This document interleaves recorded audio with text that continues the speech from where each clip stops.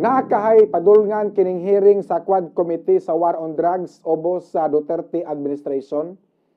Kung tinuod man gani nga dunay extrajudicial killing sa War on Drugs ni kanhi Presidente Rodrigo Duterte nganong hangtod karon wa pa man siya file og kaso.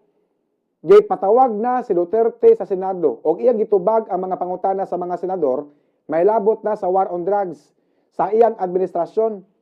Didto na pod si Duterte sa Quad Committee hearing o gigisa kinig maayo sa mga magbabalaod. May labot sa mga nangamatay ubos sa iyang administrasyon tungod sa iyang War on Drugs.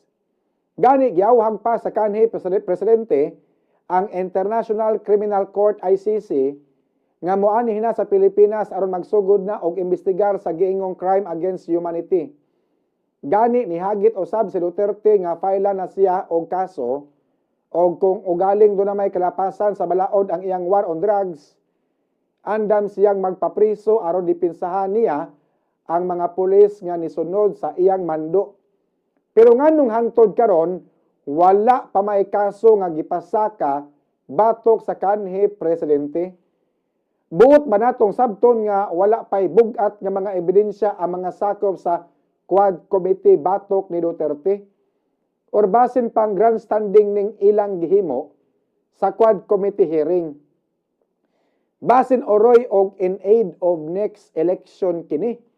Dili ni siya in aid of legislation? Manginaot ko nga dunay padulngan kining tanan, kining ilang gihimo sa mga magbabalaod tungod kay usik sa oras o usik sa government resources kung walay padulngan kining tanan mga kabombo.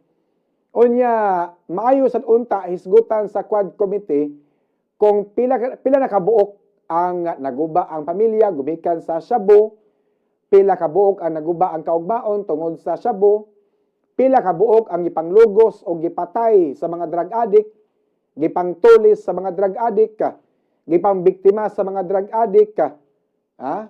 Ako rabang naobserbaran nga namalik raba ang mga player og shabu nga nilaylo na sa panahon ni kanhi Presidente Rodrigo Duterte. Ang mga drug pusher kaniadto nga nagpabugnaw kay init kaayo ang war on drugs, namalik man sila karon mga kabombo.